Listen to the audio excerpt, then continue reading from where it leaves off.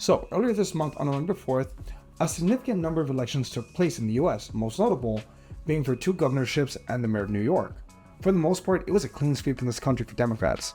From the mayor of New York to the governorship of Virginia and New Jersey, along with Prop 50 being passed in California. November 4th was indeed a good day to be a Dem, but that isn't what I want to talk about today.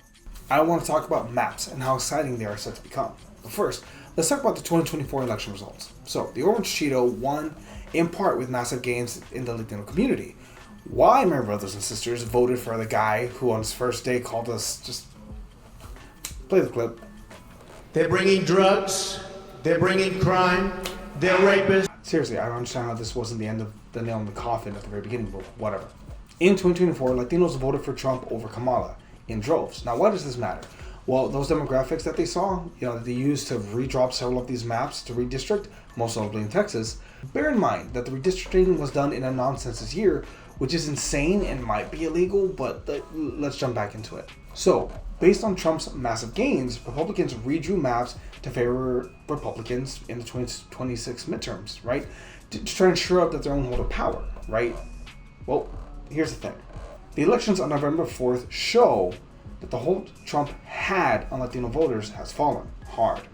It's almost like targeting a particular margin of people for their skin color and having an overly racist policies will alienate your voters. Don't get me wrong, on some level, it's still like fuck around and find out territory, but on all this other news, a family is being torn apart along with the fact that ICE isn't targeting criminals, but instead people trying to stay here legally, feed their families, random people off the streets, and people literally leaving their court hearings to try and become legal citizens. It's not a smart play call. So why does all this matter? Well, remember, they based the redistricting map based on the gains he had with Latinos. He had, and now, well, they may have technically actually screwed themselves over by redistricting Latino voters into GOP districts and strongholds. Essentially, there is even the chance it might reverse how many seats the GOP have overall long term. This might, 2026 might be a very interesting year of backlash in the rebuttal to Trump's overall policies.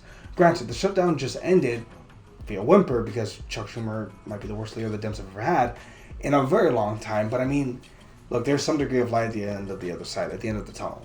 Hopefully, Chuck Schumer is out as the Dems leader. They find someone that's actually willing to fight Trump, like actually do it.